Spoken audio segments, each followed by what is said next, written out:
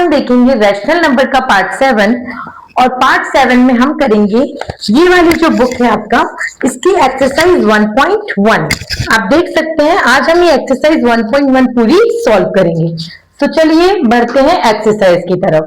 तो हमारा सबसे पहला क्वेश्चन है, आपको कुछ क्वेश्चंस दिए हुए हैं और हमने जितनी भी प्रॉपर्टीज पढ़ी है पार्ट 1 to 5 में हमने प्रॉपर्टीज डिस्कस करी थी, तो उन्हीं प्रॉपर्टीज के डिस्कशन के बेसिस पे आज हम इन क्वेश्चंस का आंसर करेंगे। अगर आपने वो पार्ट अच्छे से देखे हैं तो आई एम देन श्योर कि आप इन क्वेश्चंस का आंसर बहुत इजीली कर पाएंगे। सबसे पहला क्वेश्चन है, माइनस का 4/5 into 1 equals to 1 into minus का 4/5 इक्वल्स टू माइनस का 4/5। तो आप ढंग से देखिए, मान लो ये ए है और ये बी है। ए आपका माइनस का 4/5 है और बी आपका 1 है। ए आपका माइनस का 4/5 है और बी आपका 1 है। तो देखिए ए इंटू बी करो या b इंटू ए करो, यानी कि 1 इंटू माइनस का 4/5 करो या माइनस का 4/5 इंटू 1 करो, आपको आंसर क्या मिलेगा? सेम। तो अगर आप ढंग से देखें तो एक तो इसमें प्रॉपर्टी लग रही है कि a इंटू बी करो या b इंटू ए। एक तो इसमें आपने कौन सी प्रॉपर्टी पढ़ी थी? कॉम्यूटेटिव। कौन सी प्रॉपर्टी पढ़ी थी? कॉम्यूटेटिव। और एक और ढंग से देखो कि किसी भी नंबर को 1 से मल्टीप्लाई करो, किसी भी नंबर को 1 से मल्टीप्लाई करो, नंबर खुद आता है। तो एक और प्रॉपर्टी कौन सी पढ़ी हमने इसमें? Multiplicative identity. कौन सी प्रॉपर्टी पढ़ी हमने इसमें?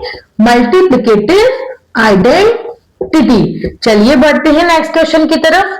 माइनस का 13/17 इंटू माइनस का 2/7 करो या माइनस का 2/7 इंटू माइनस का 13/17 करो। तो फिर से देखिए, मान लो माइनस का 13/17 ए है और माइनस का 2/7 बी है, तो ए इंटू बी करो या बी इंटू ए करो, आंसर तो सेम ही आएगा। सो अगेन हमारी यहाँ पे भी जो प्रॉपर्टी यूज हुई है वो है कॉम्यूटेटिव प्रॉपर्टी। कौन सी प्रॉपर्टी है? Commutative property. अब नेक्स्ट क्वेश्चन देखते हैं। माइनस का 19/29 इंटू 29/-19। ढंग से देखिए, ये एक नंबर है और इसके साथ मल्टीप्लाई हो रहा है इस नंबर का मल्टीप्लिकेटिव इनवर्स।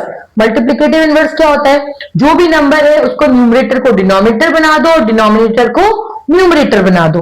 तो -19 न्यूमरेटर से डिनोमिनेटर में चला गया है और 29 डिनोमिनेटर से न्यूमरेटर में चला गया है। मतलब कि जब भी कोई नंबर, मैंने आपको एक अमेजिंग फैक्ट बताया था जब मैं आपको मल्टीप्लिकेटिव इनवर्स की प्रॉपर्टी पढ़ा रही थी कि किसी भी नंबर को उसके इनवर्स से मल्टीप्लाई करो, आंसर हमेशा क्या आता है? 1। तो यहां हमारी कौन सी प्रॉपर्टी लग रही है? Multiplicative inverse. कौन सी प्रॉपर्टी लग रही है? Multiplicative inverse. होप आपको ये समझ में आया होगा।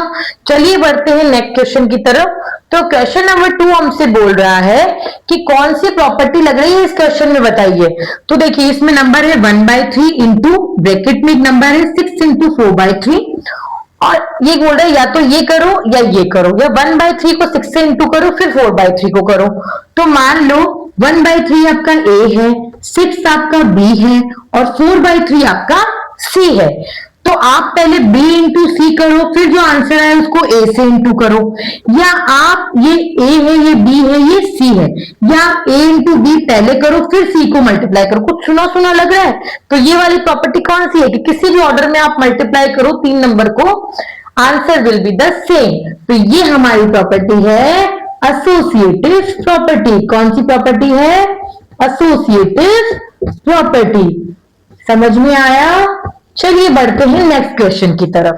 The product of 2 rational number is always जब भी आप किसी 2 रैशनल नंबर को मल्टीप्लाई करेंगे तो आंसर हमेशा क्या आएगा? Rational number. कि किसी भी 2 रैशनल नंबर को आप मल्टीप्लाई कीजिए, आंसर हमेशा रैशनल नंबर ही आएगा। अब जल्दी से बताइए, ये वाली चीज हमने किस में पढ़ी थी? सबसे पहली प्रॉपर्टी हमने पढ़ी थी क्लोजर प्रॉपर्टी, कि आप 2 रैशनल नंबर को जोड़ो हमेशा रैशनल नंबर ही आता है। 2 रैशनल नंबर को मल्टीप्लाई करो तो हमेशा रैशनल नंबर ही आता है। तो सेम क्वेश्चन यहाँ पूछा गया है कि 2 रैशनल नंबर को प्रोडक्ट यानी मल्टीप्लाई करने पे हमेशा हमारे पास रैशनल नंबर ही आता है। So in this way, your exercise 1.1 and according to this book, आपका example, everything, property, all are clear. एक one short video जल्दी से हम लोग डालेंगे. अगर आप पार्ट्स में पढ़ना पसंद करते हैं तो पार्ट 7 में आपका चैप्टर फिनिश हो चुका है, और अगर आपको वन शॉट चाहिए तो जल्दी आपको पूरे चैप्टर का वन शॉट मिलेगा. होप आपको चैप्टर बहुत अच्छे से समझ में आया होगा. अगर आपको हमारा पढ़ाया हुआ अच्छा लगा है तो please subscribe my channel and press the bell icon and you can take the screenshot of this. Thank you.